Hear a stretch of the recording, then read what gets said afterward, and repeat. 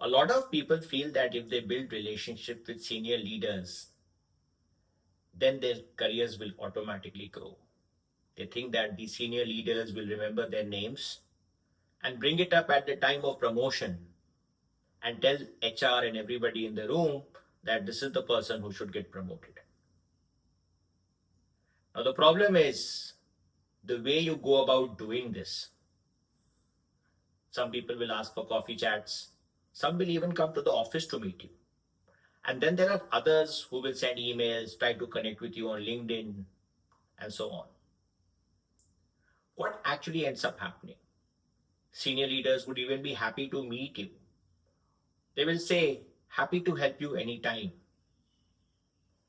But when the promotion cycle comes, or when there is a meeting in which the names have to be suggested for the next level of opportunities, nobody remembers you. You are forgotten. Right? I thought you were having that coffee chat and you were sending those LinkedIn messages and connecting on Instagram. What actually has happened is something simple. You have gotten some advice, but you don't have advocacy. And without advocacy and without the right sponsorship, your career is obviously not going to go up. Having those coffee chats, having those meetings were all important. They were valuable in maybe understanding and meeting people and getting some relationship going, but that did not convert into advocacy for you when it was needed. And that is why when you approach senior people and you're expecting them to help you in the long run, you need to follow a process. It cannot just be about coffee, meeting, and getting advice. What we have seen, and it is supported by other research forums as well, is that sponsorship is the critical factor for mid to senior level professionals in their growth. If you have the sponsorship, your career grows, especially in the mid to senior level segment. Now, in this video, we want to help you navigate how do you get senior leadership to advocate for you instead of just giving you advice and guidance. That is the critical thing.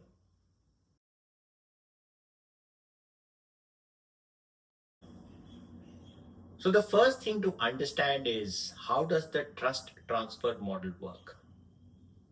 In this model, the key is having competence visibility.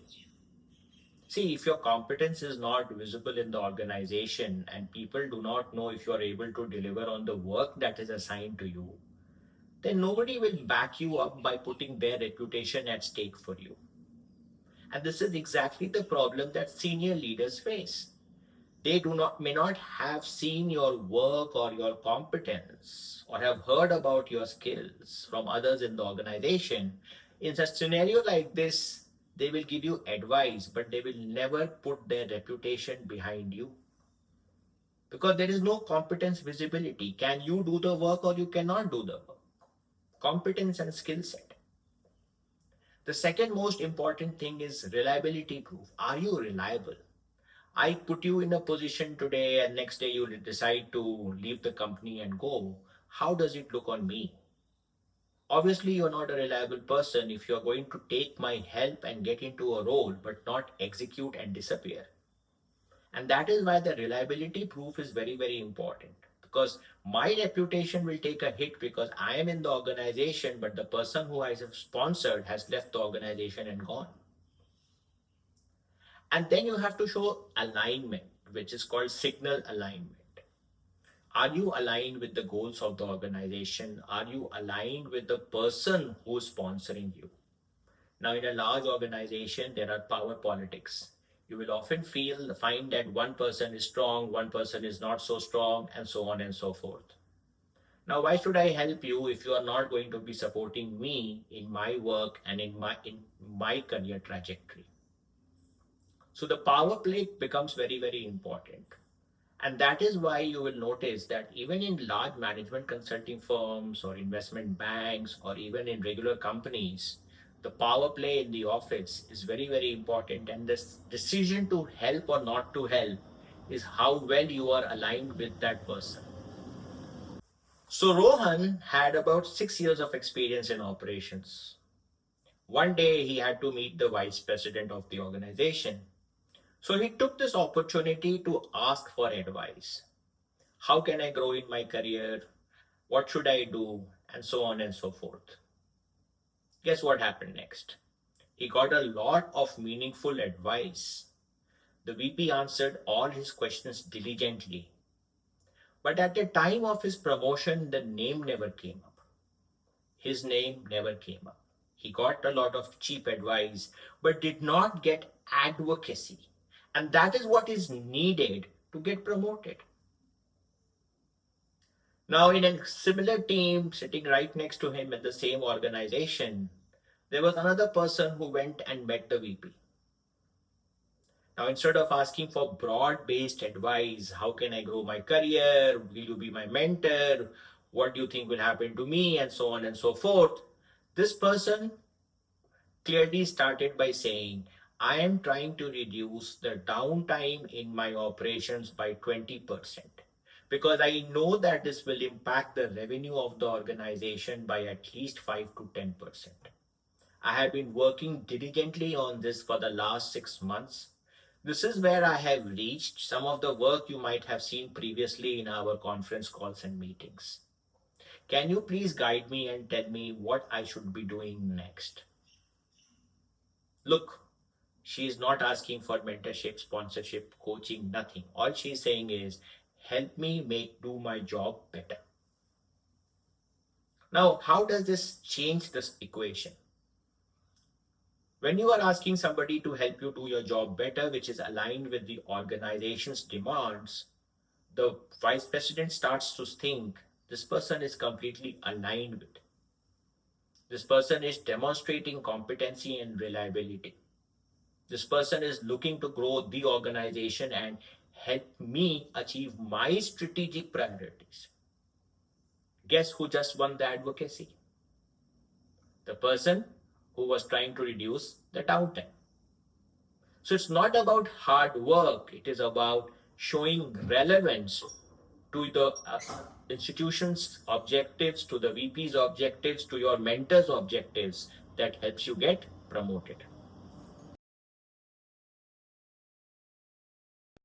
A lot of people ask us, how can we go from guidance to advocacy? It's a very simple 5-step process. Step number 1, you ask for guidance. Step number 2, you execute and show visible improvement. Step 3, your work begins solving problems that are relevant for senior people. It aligns with the organization's objectives. Step 4, the senior professional observes consistent performance. And step 5 is advocacy, when this person remembers to call out your name at the next promotion meeting. So this is a staged process, and most people either fall off at step 1, drop off at step 2, are not in line with step 3 because they keep hopping jobs and so on.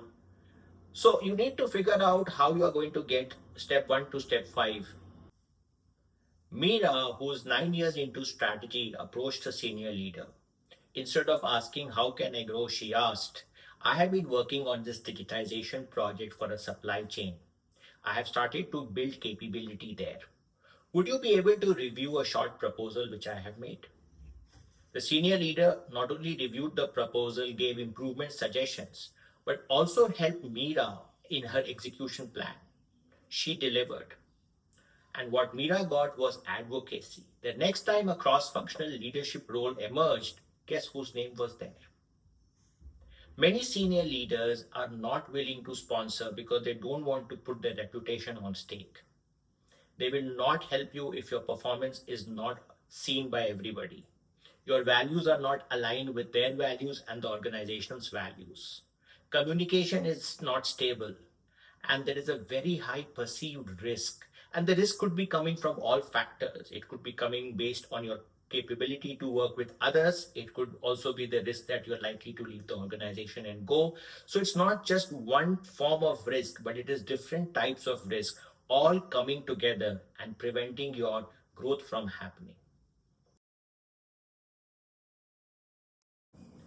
Career stage plays an important role. Early in your career, focus on competence visibility first. Mid-career, align work with strategic objectives of senior leaders.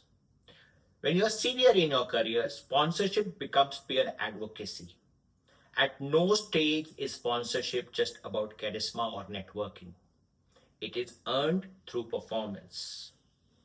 Our insight at Career Earth is that mentorship is relational, sponsorship is reputational, guidance is free, and advocacy costs political capital.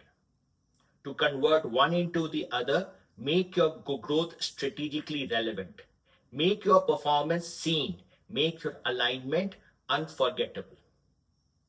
This becomes sponsorship, which is no more relationship, it is more about helping you grow in your career.